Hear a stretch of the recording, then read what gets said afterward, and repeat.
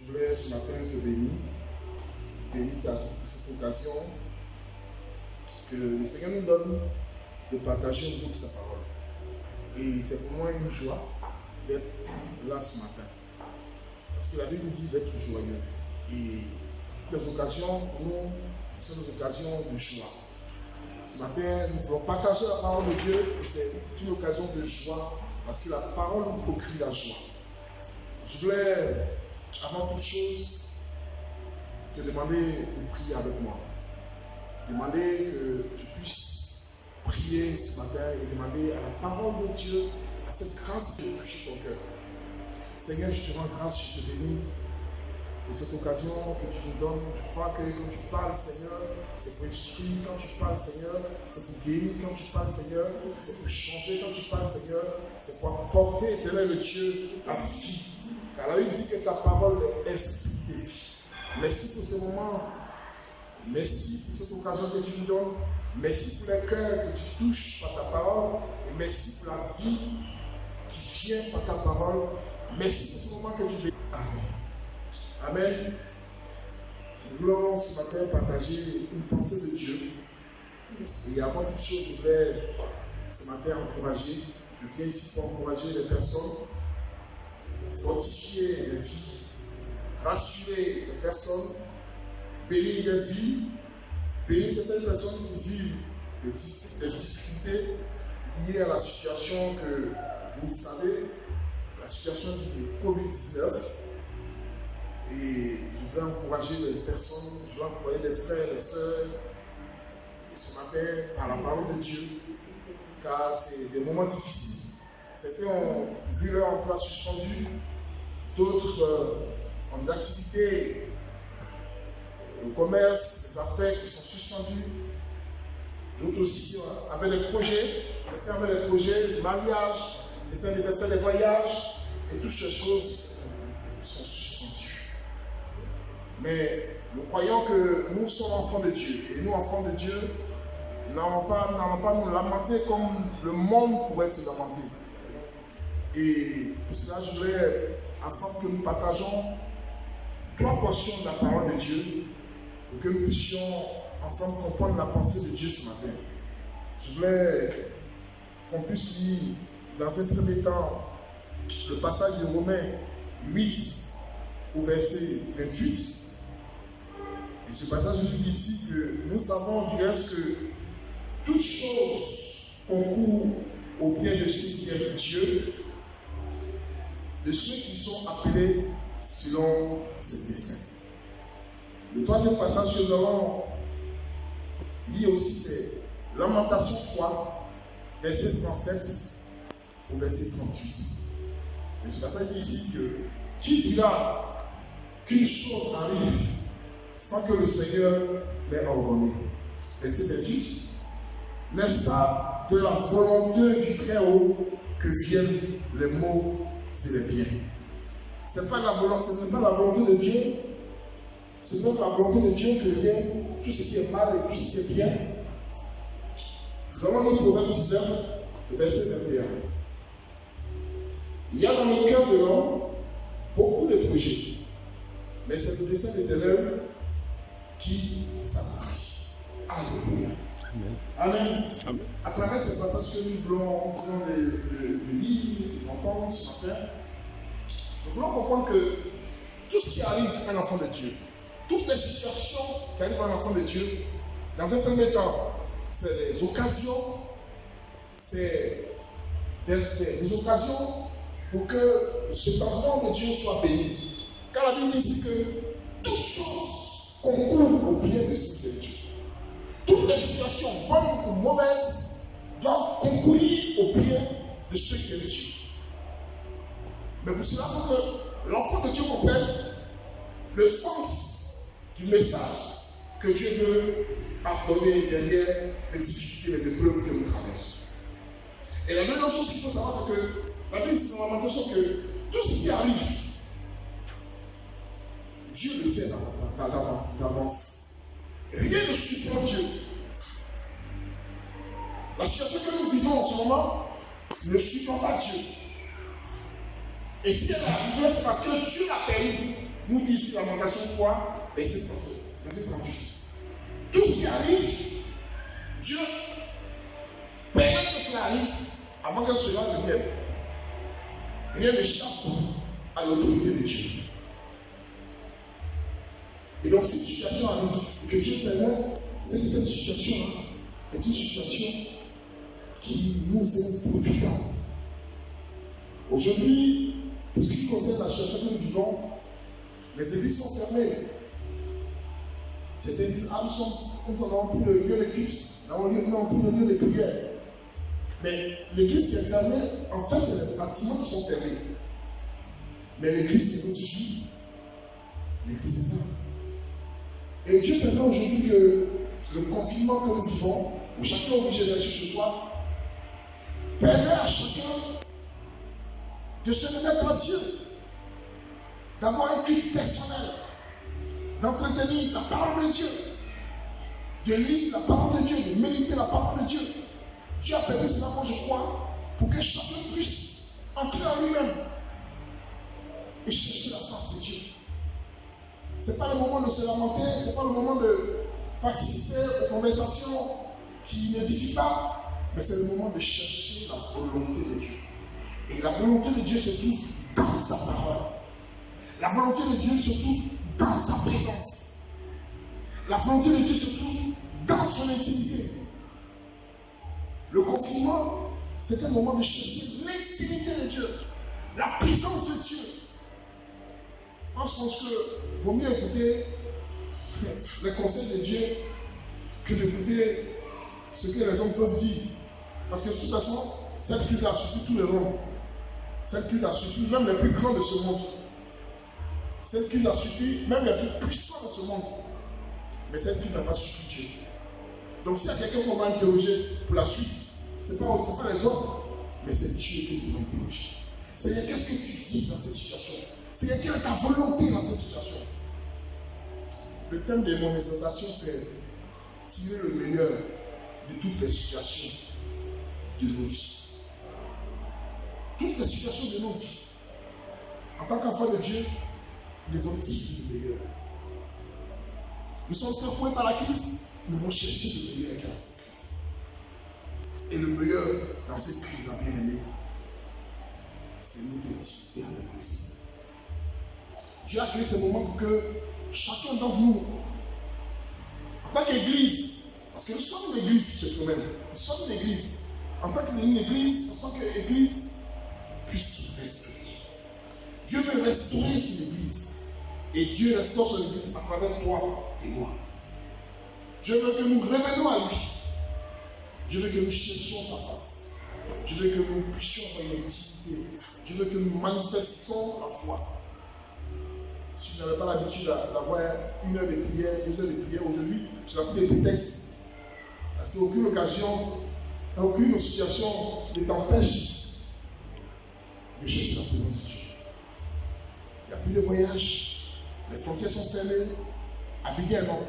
Pour ce qui concerne la ville dans laquelle nous sommes, Abidjan est confiné, Abidjan est fermé. Les maquis sont fermés. Les restaurants sont fermés.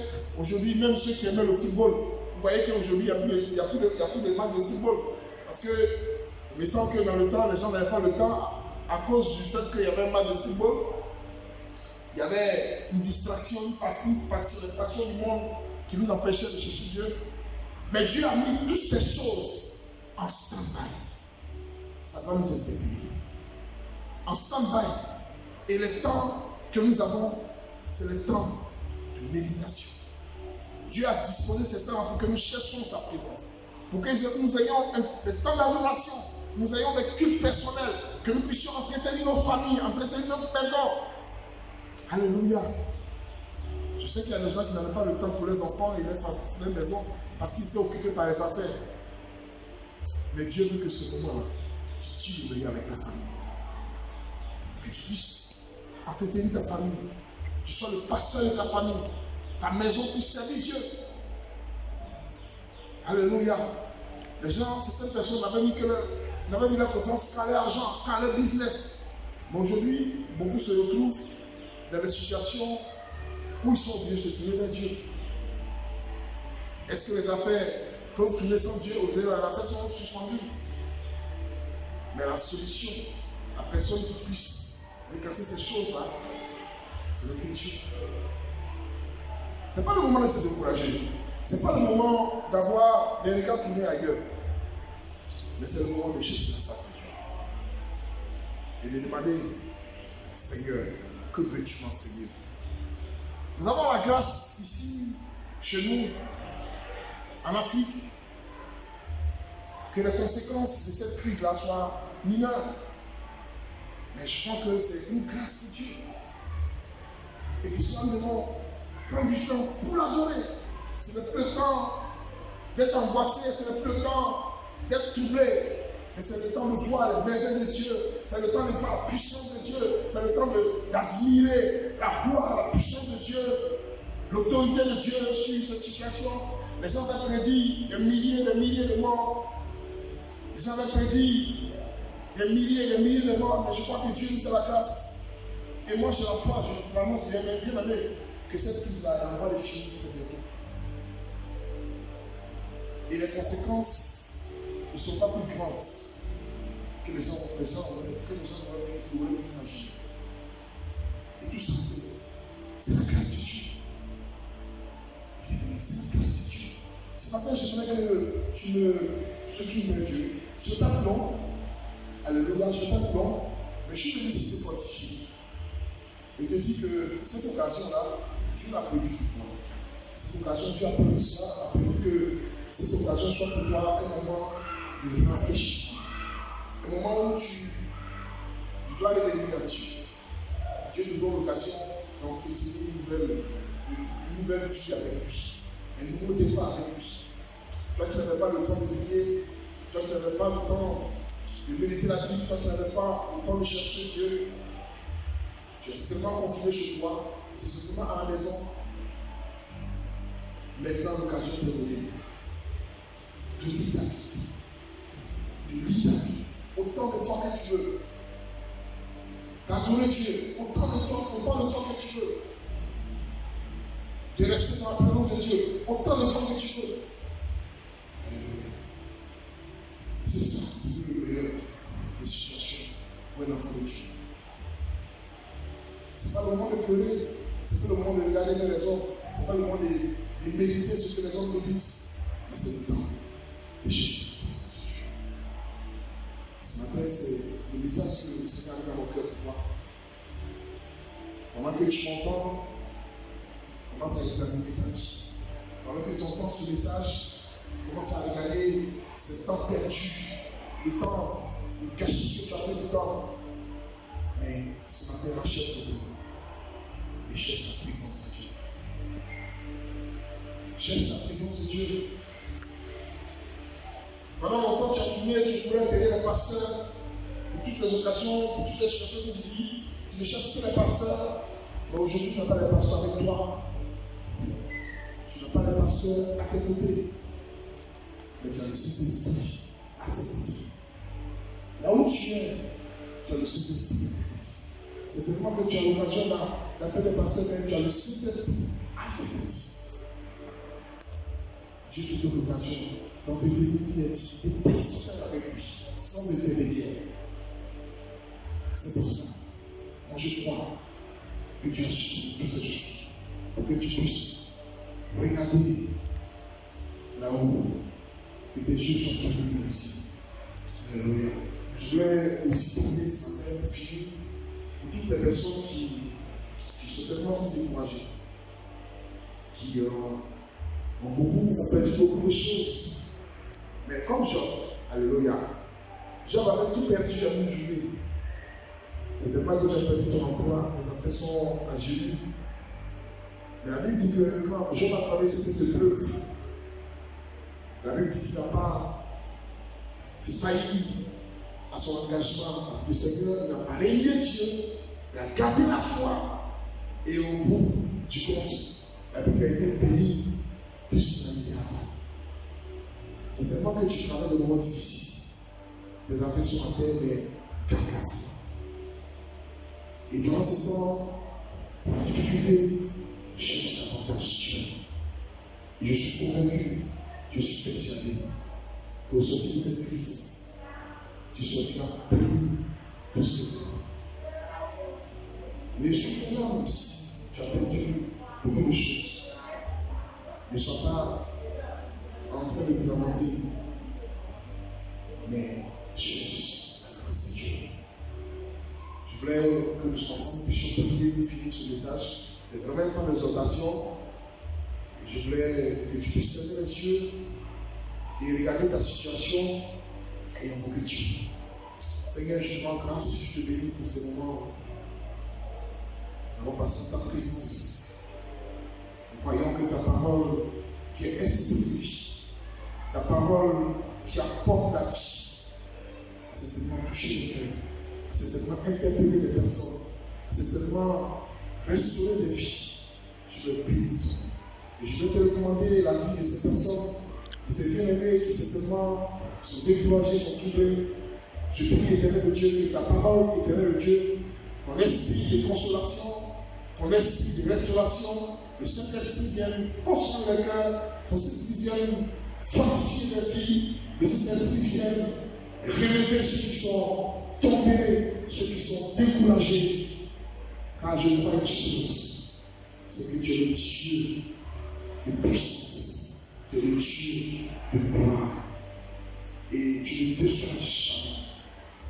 Je vois que le sentiment grandit de cette situation. En tant qu'enfant de Dieu, le sentiment élevé, le sentiment davantage reste en nous. C'est pourquoi je veux te dire merci. Merci parce que pendant qu'une situation arrive, tu nous donnes aussi, Seigneur, la parole et que nous puissions aborder cette situation-là avec sérénité. Merci pour ce que tu fais. Merci pour ton Église. Merci pour les maisons. Merci pour les bien-aimés.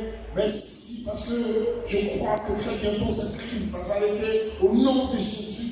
Je crois, éternel de Dieu, que ceux qui ont été touchés, éternel de Dieu, qui en ce moment sont malades, éternel de Dieu, tu apportes la guérison, la leçon au nom de Jésus. Et que tu gardes ta maison, tu gardes ton église, tu gardes tes bien-aimés, que ta main qui protège, car la Bible dit que celui qui demeure sur la tour très haut repose à l'homme du Tout-Puissant. Garde, Seigneur, nos vies, protège nos familles, garde nos maisons, protège la Côte d'Ivoire, garde l'Afrique, Seigneur, et permets que nous puissions sortir de cette crise en ta gloire et en t'adorant, Seigneur, parce que nous croyons que tu es le Dieu vivant. Merci parce que tu as délivré Israël, Seigneur. Les mains de Pharaon, tu peux le faire aujourd'hui, Seigneur. Tu peux nous délivrer de cette situation terrible, difficile, que nous traversons. Nous avons foi que tu n'as pas changé.